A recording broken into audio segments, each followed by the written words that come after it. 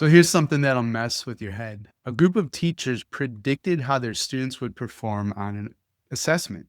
And what they found was that they wildly underestimated what the kids were capable of. Their kids actually scored off the charts. The teachers really thought that they would do poorly, but the kids, again, they crushed it. And the teachers never expected this. So what's going on there? This wasn't about the kids at all, right? It was about the invisible ceiling that educators at times put on their students. The low expectations we don't even realize we're carrying for our kids. And those low expectations, they show up everywhere, especially in Wednesday morning PLCs. Most schools treat professional learning communities like a sacred ritual passed down through the ages. This is how we do PLCs here. Oh. PLCs become a checkbox, like an exercise, where most of the conversation is spent blaming students, blaming the assessment, coming up with all the reasons that students didn't do so great, right? We don't have this, we don't have that, da da da da da. All the reasons why people fail. Very few educators actually talk about what can be done, how to solve the problem, what changes need to be moved in the instruction. It's not problem solving, it's admiring the problem. And the stakes to this are huge. When we don't build collective efficacy, when teachers feel like they're carrying the entire weight of student achievement on their shoulders alone, that's where we get burnout. We get isolation. We get social media posts crying for help because locally, teachers feel like there's no support. But what if instead of asking, how do we raise reading scores, which is the wrong question, by the way, what if we asked, what's the specific challenge here we can actually solve together? What if we stopped focusing on deficits and started focusing on strengths? Who's benefiting from the instruction and who's not? Today, my guest is Nancy Frey, and she's about to show us how to transform PLCs, talking about a model that she calls PLC Plus. And this is transforming from compliance theater to actual engines of collective efficacy. You're going to love this show. She's breaking down why collaboration can't just be Wednesday mornings around a table, and why the most powerful partnerships might be happening outside your classroom walls entirely. Hey, I'm Danny, and this is Better Leaders, Better Schools, the original Ruckus cast for innovative school leaders who want to do school different, reimagine the project of education, yes, within a traditional system, so that we create campus experiences worth showing up for. And because Ruckus Makers just like you decide to press play and engage with this content, this show ranks in the top 1% of nearly 4 million worldwide pods. In the world, it's like crazy. I can't believe I said that, thank you so much. Hey, we're going to get to the main content in just a second, but first, let's hear some messages from our show sponsors. Still scrambling for supplies like it's 1999? ODP Business Solutions streamlines everything from pencils to projectors so you can focus on what matters, making an impact. Visit odpbusiness.com/education to learn more. That's odpbusiness.com/education. As districts look ahead to the coming school year, the groundwork starts earlier than you might think. The way professional learning is designed can shape culture, collaboration, and stability long before students arrive. Frontline Education's 2026 K-12 Lens Report takes a closer look at how districts are connecting professional growth to stronger staffing stability. Download the full report at frontlineeducation.com/leaders to learn more. That's frontlineeducation.com/leaders. IXL is a go-to support for classroom teachers because its adaptive platform makes differentiated instruction easy. See for yourself and get started today at ixl.com/leaders. That's ixl.com/leaders. All right. Well, Nancy, welcome back to the show. I'm so excited to host you again. Oh, Daniel, thank you so much. This is just a delightful experience every time I'm here. Thank you. Thank you. Can you tell us about the moment when teachers predicted assessment results and discovered their students could do far more than they expected? Ah, yes, yes. And isn't that always quite a surprise as well? So we're working with a group of teachers, and the results, the district had the results that students had done on these assessments regarding phonics and so on. These were with the primary age students. And before revealing what the students had done, how they had performed, we asked, well, how do you think they did? You know Mm, your kids. How do you think that they did? And what was really worrisome, and I mean that in terms of people carrying burdens on themselves, they well under predicted how it was that their students did. Their kids were off the chart on yeah. these assessments, and the teachers were surprised. And it really opened up an interesting conversation about what expectations are and how we Mhm. communicate those expectations to our students, how we manifest those expectations with students. Yeah, I like to tell, leaders that I support students and your teachers and your staff have the nasty habit of meeting your expectations, whether they're high or if they're low. There's research on that. You'd be the expert. I just say stuff that I think is in line with my intuition, but I bet there is. So, and what does that story reveal, about how we perceive our students' abilities and capabilities as well?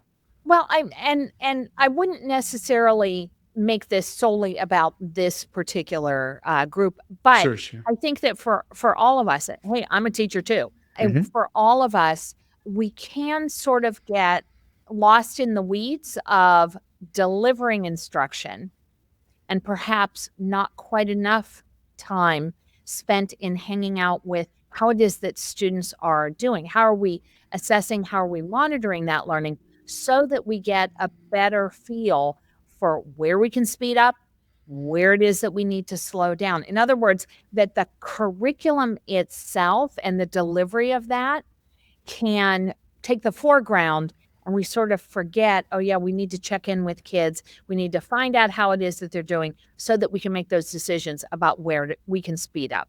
Mm. Well, I'd love to ask you a bit about PLC Plus and some core concepts there.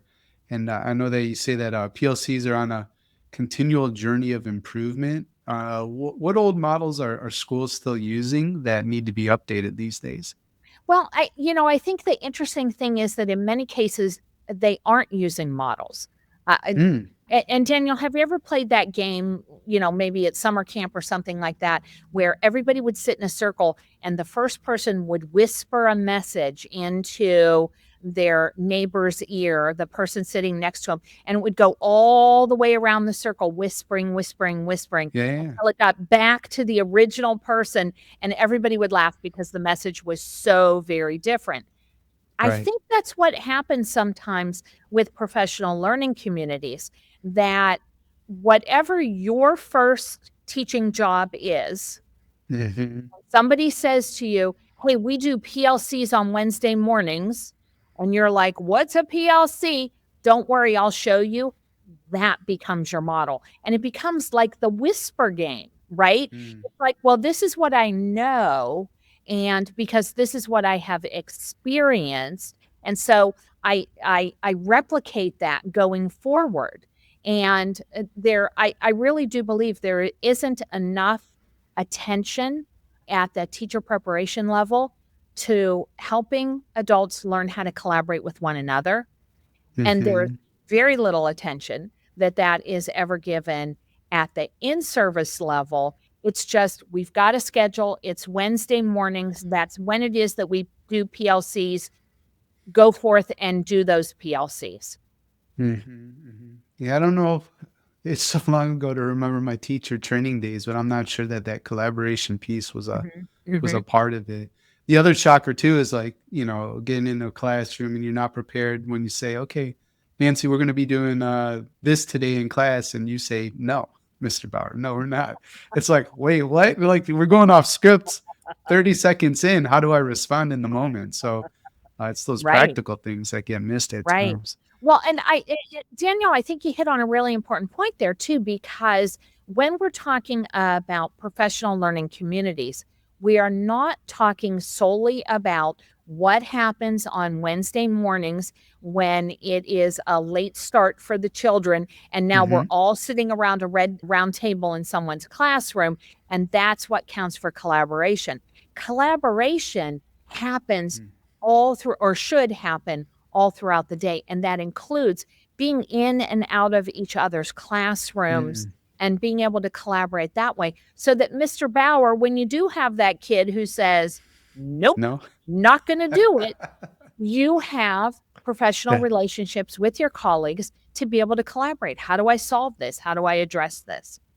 Yeah. And I wasn't speaking from experience. That was just a thought experiment, to be clear. But I've heard some teachers struggle with that at times.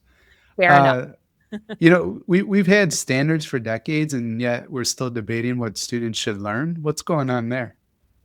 Well, it's a wondering that I have, because I Hmm. know that it is not uncommon in some professional learning communities for kind of the first question, if you will, to be, what is it that we want students to learn? And that certainly was a question that had a lot of relevance in the pre-standards days. Standards really came onto the scene, 1999 or so. By then, Yeah. everybody had standards that were headed out there. We actually know what it is that we want students to learn. Can't we move forward from that? So I think that that's a place that consumes time and attention that perhaps could be better spent in really Hmm. engaging in inquiry. Right. What do we want to solve? Curiosity, huh? Again, asking those questions. Exactly.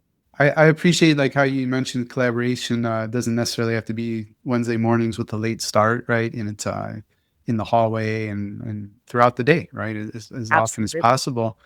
I'm guessing many educators get introduced to the concept of PLCs, and they're probably told that it happens by department or grade level, but it could be organized probably, I'm guessing, in many other ways. And how, if you agree, like how else can we organize? I do agree, and there are lots of times where it totally makes sense for a grade level or a grade band. So, 3rd through 5th grade working together, or a department. There are times it makes sense to be able to do that. But that also can lock out so many other possibilities. So, as an example, most schools, there's one art teacher, there's one PE teacher, right? There's Mhm. one music teacher. Where do they go? As one example, if we're only at the elementary level arranged by grade levels. At the school where Doug and I teach, we're at a high school, and we are a school of singletons. We have one biology teacher, we have one chemistry teacher, and so on. And the way that we have always organized is around figuring out what your common challenge is. And through a process that we utilize with teams of teachers, they come up with their common challenge. What's something that is Hmm. really perplexing them right now? And then people choose which common challenge they want to be able to join. And so, what that means is that you get a lot more mixing of staff members. You're not stuck with the same people for Yeah. years and years, but you Right. get to be able to see each other's practices, understand each other's content, understand each other's challenges. It just is I think it's a more vivid kind of a way to be able to experience school as a professional. Hmm. I love that description, the vivid way, right? Who wouldn't want that? So we sort of started off and talked about like how people will meet our expectations, staff and students, if they're low or high. And yeah, stinking thinking can definitely be a part of school communities. We've seen that before. How might PLCs at times contribute to deficit thinking? And can you give any examples of what that looks like or sounds like? Well, I'll share with you a really interesting study that was done a couple of years ago, and I will kind of fast forward through the methodology. But this study in particular took place over the course of a year. It involved a number of different professional learning community teams in a number of different schools. And what the researchers were interested in was finding out what it was that teachers talked about whenever data were shared Mhm. in a professional learning community team. And much of that data, not surprisingly, was also teacher generated data. So, for example, how did the kids do on the last science assessment that we did? Not Mhm. just the state data. And the researchers analyzed these transcripts that were gathered over the course of a year to see what it was that people talked about whenever data were shared. And it really came down to these four particular areas. They found that 85% of the time in their study, Mhm. that one of four approaches was used when the data were shared. One was a discussion about the mismatch between the assessment and the student. In other Okay. words, things like, well, multilingual learners, they never do good on this assessment, right? Mhm. Mhm. In Mhm. other cases, it had to do with the student's behavior.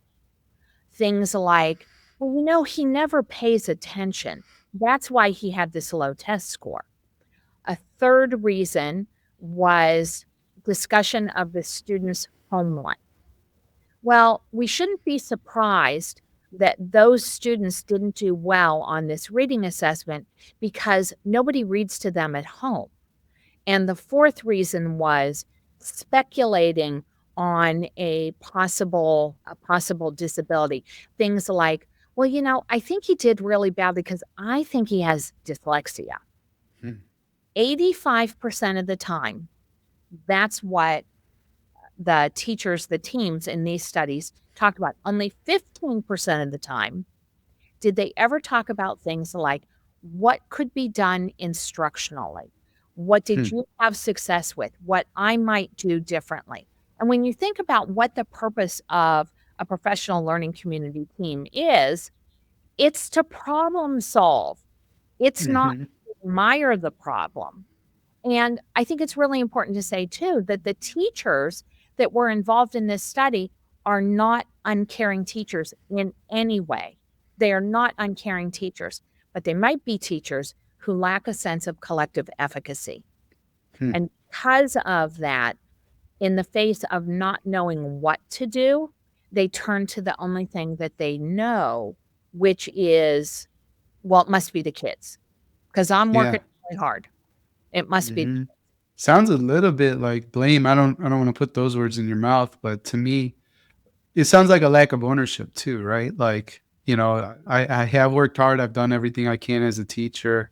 So now if there's a poor score, right, it's got to be the kid's fault. Exactly, and I in no way question that we are so lucky that education is filled with all of these caring educators. People Mhm. care about what it is that they do. People don't wake up in the morning and go, "I think I'm gonna ruin that kid's day today," right? I mean, it Like just doesn't this. happen, right? Right, exactly, exactly. But when teams don't understand their collective wherewithal to be able to impact in a positive way, and they're left with going, "I don't know what else to do." You Mhm. can either say, "Well, it's on me," or "It's on them." And it Mhm. honestly is kinda easier to say, "It's on them." It is easier, and it takes because I think it takes a degree of humility. There's something going on with ego. You gotta be I don't know if the word confident is the right word, but, some students aren't, achieving where you want them to be right now. What does that say about me as a teacher, right, and Mm. my ability? And so that, there's a lot going on there with identity, Yeah, but in the same breath, my job's going to be easier. I'm going to be more effective if I can be humble and say, "Well, Nancy, I see some of your kids like have really scored super well on this. Like, tell me what you did. Can I learn? Like, maybe exactly, there's different than how I approached it." So, but that's hard, huh? exactly. And so I think that what is fundamentally at the center of all of it is we're asking the wrong question. What's the right question? Well, I'd like to talk about the wrong question first. The Sure. wrong question is how are we going to raise kids' reading scores? How are we going to raise kids' math scores? That's the wrong question. What we do need to do is to be able to figure out what's something that we have together that we would call a challenge. And then let's investigate what it is that looks like. Let's make some plans for what it is what actions we're going to take to be able to affect that. And then let's stand back and say, where is it that we're seeing impact? When you ask a kind of question, and I'll give an example. Where Doug and I work, we have lots of multilingual learners, right? And one group's common challenge during this quarter is, and I'm going to read it because it's right there on my screen. Our multilingual learners struggle to answer questions about the details from an audio presentation of an academic topic. In that statement, in that common challenge, they're not yet solving the problem. The first step is you got to figure out what's the problem you're trying to solve. Because when you know what the problem is that you're trying to solve, now you can start to take action toward that as well. The problem we're trying to solve is not, we have to get more kids requalified who are students who are multilingual learners. We have to get them. That's not the right question. Let's drill down on that and let's have it be at a scope that we can actually affect a change. I like that. And, it's all about, I guess, what you're saying too is optimizing for the right thing, solving the right problem. We could find solutions all day. I had a coach who told me like a piece of paper will take anything, right? And what he was saying is like, it's great, have big dreams and visions and all this kind of stuff, but let's pull back a bit, slow down. Is the strategy correct? Are we working on the right thing here? Because the paper will take anything. So and I love that. And your coach, I think, is saying the same thing. What's the problem we're trying to solve?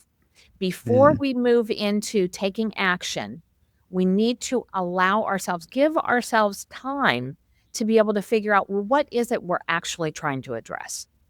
Yeah. We talked a bit about mindsets and sort of deficit thinking and that kind of thing. Can you give some examples of what strength-based PLC conversations sound like? I love that. I think we've talked already about the idea of without guardrails that we could kind of go into very quickly listing out all of the things that are wrong with kids. Yeah. One of the questions we have 5 questions that we utilize in that PLC Plus framework. And I would argue that one of the most powerful questions is the question, who is benefiting and who is not? We've identified what our common challenge is. We've made some decisions about some actions that we want to take. We're making sure that we're spending time in being able to understand each other's context. Let's take a look at what students seem to be benefiting from our actions, because boy, we can sure learn a lot. And let's make sure that we're also noting who are the kids who are hiding in plain sight. And by that, what I mean is not only the kids that are not yet at expected levels for their skills. I'm also talking about the students who already knew what it was that you were going to teach and were just along for the ride. And they are your your advanced students. They already knew it. And they did not benefit from what it was that you taught because your pre and your post information looks exactly the same. Those students are also hiding in plain sight. You mentioned the plus. Can you describe what that is in the PLC plus system?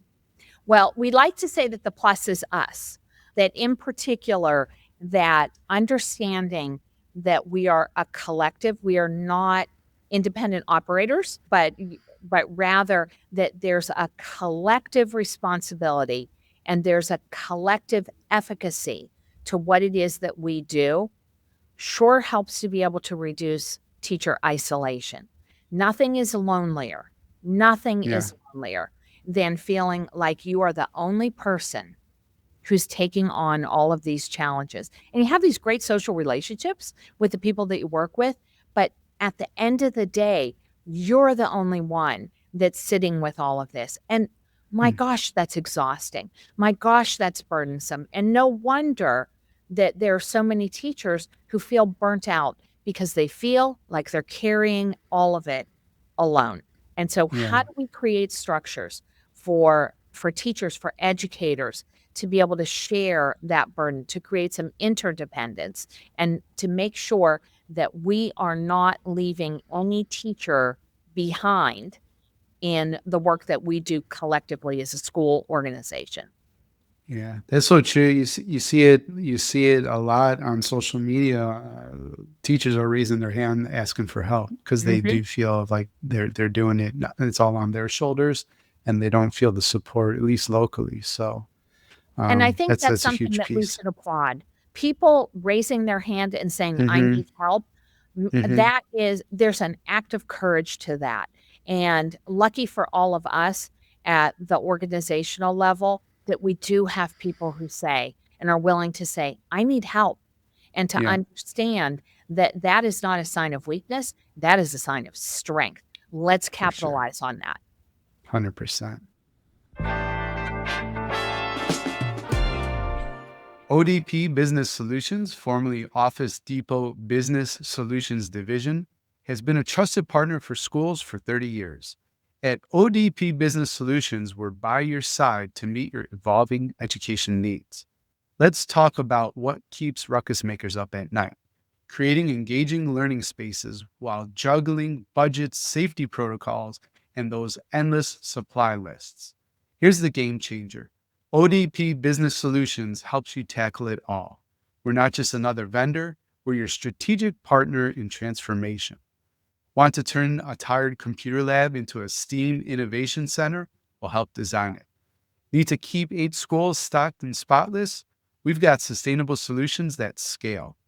Looking to upgrade from whiteboards to interactive displays? We'll guide you through the entire process. And the best part, you can get it all from a single supplier.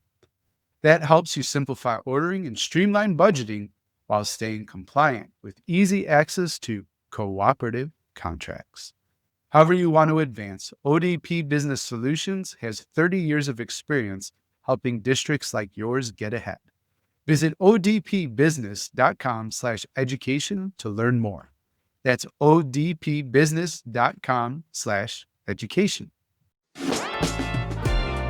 Summer sets the tone. When the professional learning is intentional and built for collaboration, it can strengthen culture before the year even begins. Frontline Education's 2026 K-12 Lens Survey Report found staffing pressure has eased overall, but gaps still remain. Districts reporting easier hiring are more likely to have professional growth that's structured and targeted to individual goals. So learning carries well beyond onboarding and supports ongoing improvement. Nearly half of districts that use software to manage and provide professional growth say hiring has gotten easier compared to 30% that don't use software. Download the full K-12 Lens Report at frontlineeducation.com/leaders to see the data and the practices behind stronger culture and retention. You can get that report at frontlineeducation.com/leaders. Teachers love the support that IXL provides in the classroom, and Ruckus Makers love it all as well because IXL also gives school leaders meaningful insights on every level. Put your finger on the pulse of student performance with IXL and its dashboard to drill down to see progress and growth for individual students. You can even customize reports to hone in on the information that matters most to you. IXL helps Ruckus Makers make data informed decisions that will benefit their students' growth goals. Get started today at ixl.com/leaders. That's ixl.com/leaders. I'd love to talk a bit about the student internship work that you're doing. Well, And I know that I think it's in healthcare, some fascinating work there with student internships. And can you just kind of, break down the partnership and tell us how it came together? I sure will. And, that has been such an area of growth, especially at the high school level around career and technical education, CTE in Hmm. particular. We're fortunate enough, we're here in San Diego.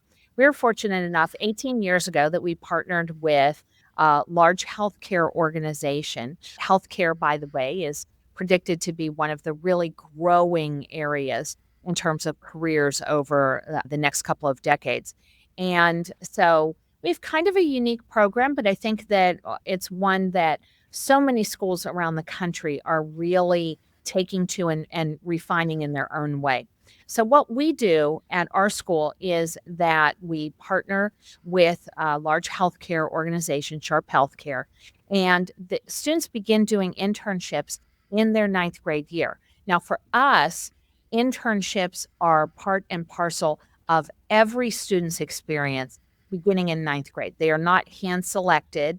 We don't say, well, the kids who have disabilities, we're not going to count them, right? Everybody has an internship. And so 4 days a week, students in our school have their core courses, their academic courses. The fifth day of the week, they are at any one of a number of healthcare facilities doing a variety of experiences, lots of direct patient care. But the nice thing is with healthcare in particular, it's like partnering with a small city.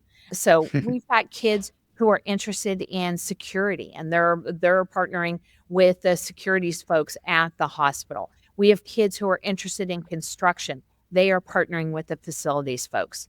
But what it really allows students to do, and anybody who's involved in CTE can say this as well, it allows students to be able to see themselves, envision themselves in different kinds of roles. And really importantly, to be able to figure out when you're 14 or you're 15 or you're 16 years old, not just what you want to do, but what you don't want to do. And I think that's Hmm. incredibly valuable. Oh yeah, definitely. Those non-examples or what the avoid at all costs, I guess, kind of list is why go Exactly. through the pain, and don't spend Exactly. years figuring it out. Yeah, the internship, Exactly. that's a great way to. So what advice would you have to a ruckus maker who's watching or listening to this show and they hear about this cool internship that you're doing with the healthcare, and they want to start something similar at their campus? Well, I love that, and ruckus makers, go out there and make a ruckus, right? Take a look at your community. What are those community needs? What are those business opportunities, areas of expertise? I think what you'll find surprisingly is that there are lots of employers who would love to be able to build a pipeline, but they don't yet know that high schools can help to be that pipeline for them, Hmm. that Mhm. they can have those opportunities over time to essentially build their own future employees as well. So I want to say beat the bushes, talk with people that are in your community, talk with industries and areas and so on, because they often are not aware that high schools actually do stuff like this. They've got in their heads what high school was like for them when they went to Right. school in the 80s or 90s, and they're not familiar with that at all. So, yeah, absolutely. Start the conversation. And just double clicking on that, that there was a school I worked with for ages, both two principals there too, Ace Charter, which is in Ventura. But that's what their CTE, program, architecture and construction engineering. And the cool thing is outside of the foundation in the original building, the kids have built everything else on campus, number one. And then number two, they're out there like yours in the field doing neat stuff with professionals. And they leave high school if college isn't their next step. They're leaving high school with jobs at a great salary, doing work that they're thrilled to be doing, right? Like right out of high school. It's amazing to Absolutely. me. And they're, Absolutely. they're so happy. And just yeah, it's incredible work. So shout out to them, shout out to you for that impact that you're making. I think my last my last question for you, Nancy, is just the school marquee question, right? So if you could put one message on all school marquees around the world for a single day, what would your message be today? You belong, I promise. You Brilliant. belong. Hmm. Whether you are a family member, whether you are a community member, whether you are a student, you belong in this school organization, and we are the better for it. And our job is to be able to figure out how to make sure that you belong. That would be my message. You belong, That's right. we promise. Well, we covered a lot of ground today. It was a thrill again to connect with you. Of everything we discussed, what's the one thing you want a ruckus maker to remember? There are possibilities for our students down the street, around the corner, and being able to build education where there are caring professionals inside of schools and there are opportunities outside that classroom walls. That is such a powerful combination. Hey, Ruckus Maker, thanks again for pressing play. I hope you enjoyed today's episode as much as I enjoyed creating it for you. And before you go, if today's show shifted something in your mind or sparked an idea about how you could do school different, then I think you'd be a great fit for what we call the Ruckus Maker Mastermind. The Mastermind's a private community of innovative school leaders who meet weekly to grow, reflect, and disrupt the status quo. You can create the campus experience your staff and students deserve. Applications are now open, and go to betterleadersbetterschools.com/apply to put your application in.